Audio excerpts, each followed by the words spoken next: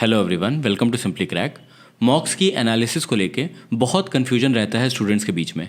इस वीडियो में मैं आपको एग्जैक्टली बताने वाला हूँ कि आपको एनालिसिस कैसे करनी है।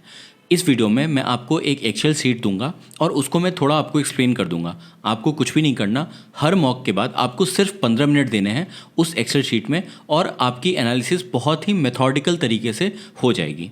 इस वीडियो में मॉक्स की एनालिसिस आपको कैसे करनी है वो मैंने बताया है। इससे पहले मैंने एक और वीडियो बनाई है जिसमें आप मॉक्स के थ्रू कैसे अपने स्कोर को इम्प्रूव कर सकते हो, उसका भी वीडियो मैंने बनाया है। उसका लिंक मैं आपको डिस्क्रिप्शन में दे दूंगा। अगर आपने वो वीडियो नहीं देखी है तो आपको वो ज़रूर देखनी चाहिए। वीडियो शुरू करने से पहले मैं आपको बता दूं, अगर आपने अभी तक टेक्स्ट बुक के मॉक्स को परचेज़ नहीं किया है तो उनकी वेबसाइट पे एक सेल चल रही है जहां पे उनका 399 का पास आपको 299 में मिल रहा है। और अगर आप मेरा कोड आलोक यूज़ करते हैं तो आपको 10% का एक्स्ट्रा डिस्काउंट भी मिलेगा। इस पास से आप सिर्फ एसएससी ही नहीं, इंडिया में होने वाले किसी भी गवर्नमेंट एग्जाम का मॉक आप दे सकते हैं।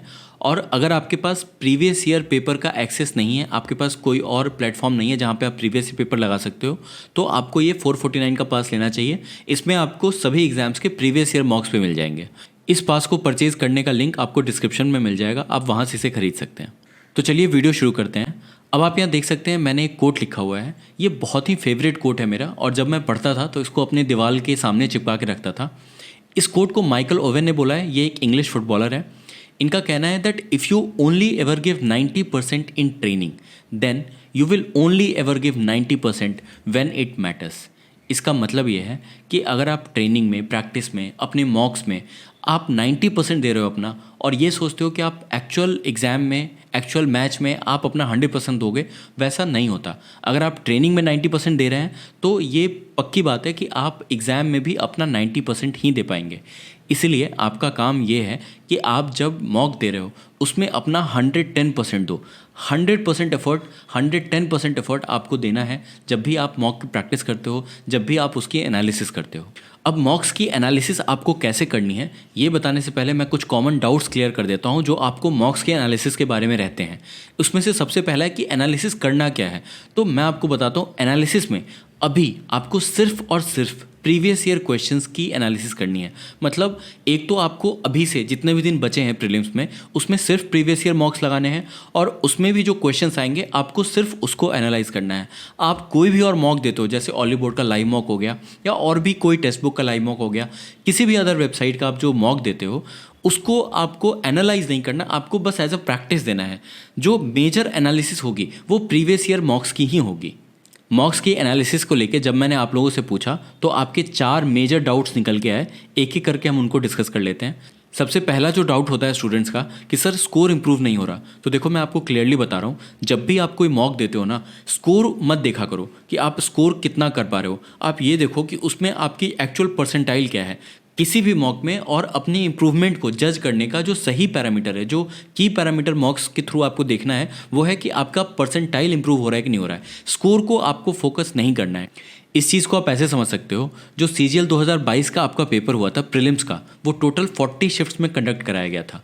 और इन 40 शिफ्ट्स में जो 8 दिसंबर को पेपर हुआ था, ठीक है, 8 दिसंबर 2022, उसमें जो फर्स्ट शिफ्ट आई थी वो टफेस्ट शिफ्ट थी, ठीक है, और जो फोर्थ शिफ्ट आई थी वो ईजिएस्ट शिफ्ट थी उस सीजीएल की।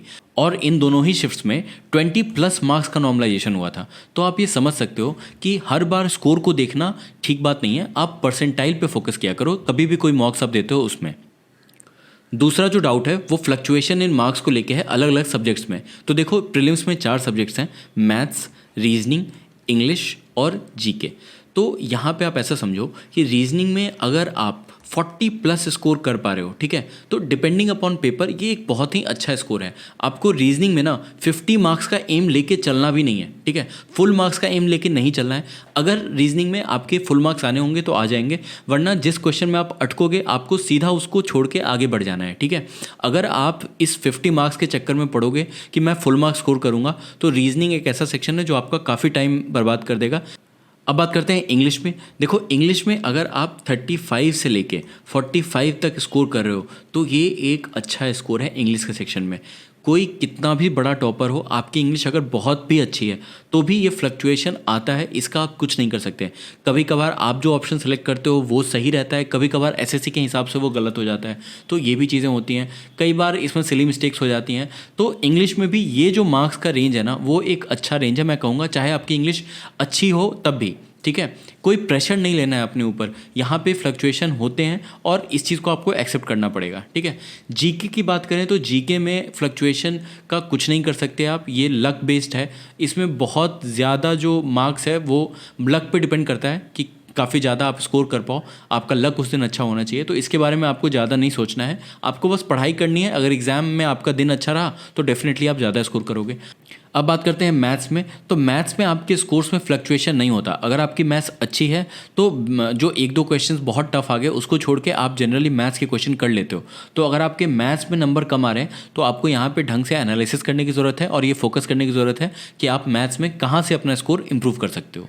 तीसरा जो डाउट है कि क्या आप जो भी क्वेश्चन मॉक्स में गलत करते हो उसके नोट्स बनाने चाहिए। तो देखो, सबसे पहली चीज़ है कि जो आप जीके में क्वेश्चंस गलत करते हो इसका मुझे नहीं लगता कि आपको नोट्स बनाना चाहिए, ये मेरा अपना ओपिनियन है। अगर कोई बना सकता है तो आप बना लो, बट जीके में बनाने की ज़रूरत नहीं है। काफ़ी रैंडम है, आप उससे ज़्यादा जो जीके के जो रॉन्ग क्वेश्चन है उस पर फोकस करने से ज़्यादा आप एक बार उसको देख लो मॉक में, और उसके बाद जो अपनी किताब है आपकी उसको फोकस करो तो वो ज़्यादा बेटर है।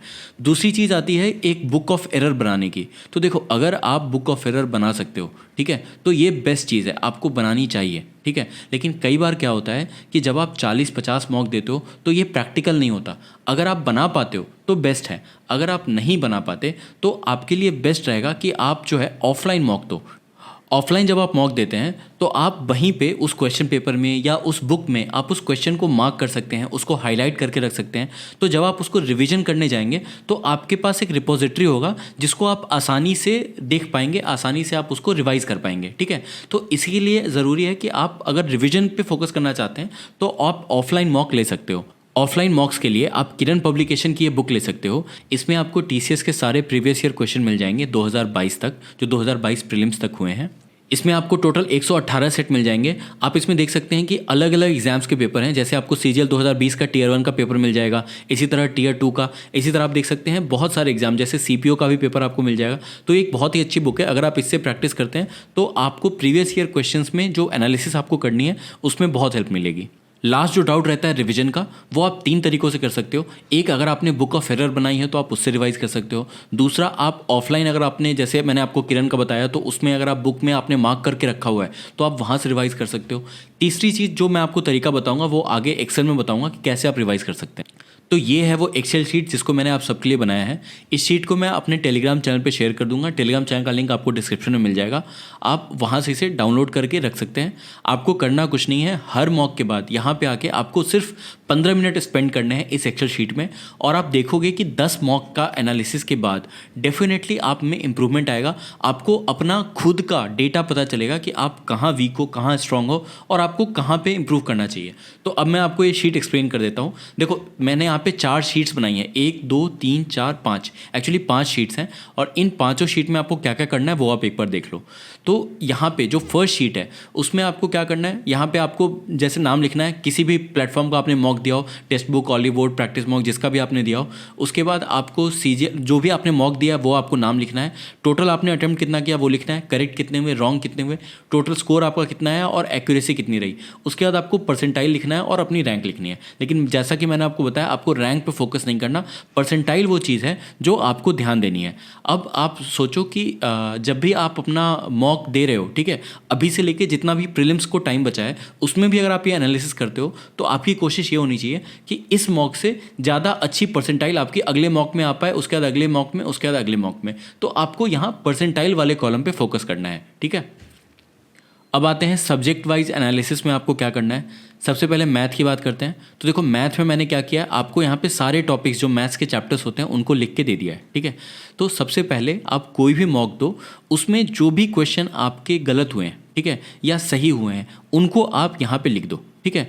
अब एक चीज़ का आपको ध्यान रखना है, यहाँ पे मैंने अलग अलग चैप्टर्स के नाम दिए हैं, लेकिन आपको जब आप मॉक्स की एनालिसिस करो तो जो क्वेश्चन आपके गलत हुए हैं उस टॉपिक में जाके आप यहाँ पे 1 और 2 जो भी लिखना है लिखना, ठीक है।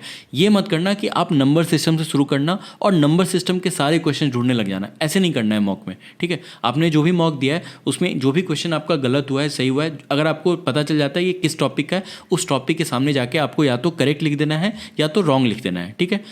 अगर आपने कोई क्वेश्चन स्किप किया है तो उसमें दो चीज़ें हैं, या तो आपको उसका कॉन्सेप्ट नहीं आता, अगर आपको उसका कॉन्सेप्ट नहीं आता तो उसको आपको लिखना ही नहीं है, इसमें इस शीट में नहीं डालना। लेकिन अगर आपको उसका कॉन्सेप्ट आता है और वो क्वेश्चन आपसे छूट गया तो आप उसको रॉन्ग के कॉलम में लिखोगे, ठीक है।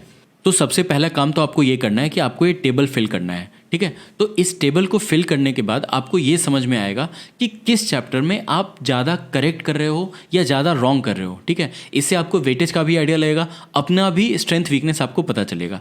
दूसरा जो काम है, जो सबसे इंपॉर्टेंट काम है, अब आप बात ध्यान से सुनना, ठीक है। जो मान लो आपने कोई टेस्ट दिया, टेस्ट 1, उसमें आपने ये टेबल फिल कर दी, ठीक है, जैसे आपको मैंने बताया।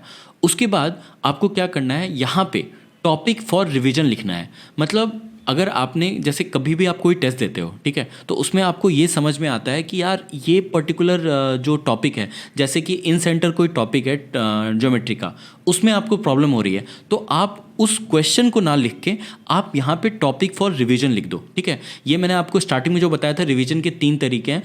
एक तरीका वो बुक ऑफ एरर वाला, दूसरा जो ऑफलाइन जो आप मॉक परचेज करते हो, और तीसरा ये है कि आप क्वेश्चन ना लिखने की बजाय आप सीधा टॉपिक फॉर रिवीजन लिखो, ठीक है।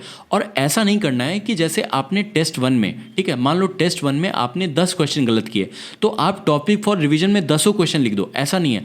आपको यहाँ पे टॉपिक फॉर रिवीजन में वो टॉपिक लिखना है जो एक्चुअली आप पढ़ना चाहते हो अपने अगले मॉक से पहले, आपको सिर्फ वही लिखना है। मान लो जैसे कि आप प्रिज्म का एक सवाल है, किसी ने प्रिज्म नहीं पढ़ा, तो वो प्रिज्म आप यहाँ लिख मत लेना, ठीक है। अगर आप प्रिज्म नहीं पढ़ने वाले हो, आप प्रीलिम्स तक उसको नहीं देखना चाहते, तो आप प्रिज्म मत लिखना। आपको जो चीज़ रिवाइज करनी है ना, इस टेबल में वही चीज़ आनी चाहिए।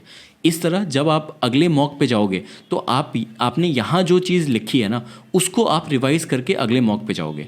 तो इस तरह से आपको एनालिसिस करनी है हर सब्जेक्ट में, और यहाँ पे आप समझ पा रहे होगे कि आपको फ़ायदा क्या होगा। एक तो आपको अपनी स्ट्रेंथ वीकनेस पता चलेगी इस टेबल के थ्रू, और दूसरा आपको ये पता चल जाएगा कि आपको कौन से टॉपिक पढ़ के अगले मॉक के लिए देना है, ठीक है।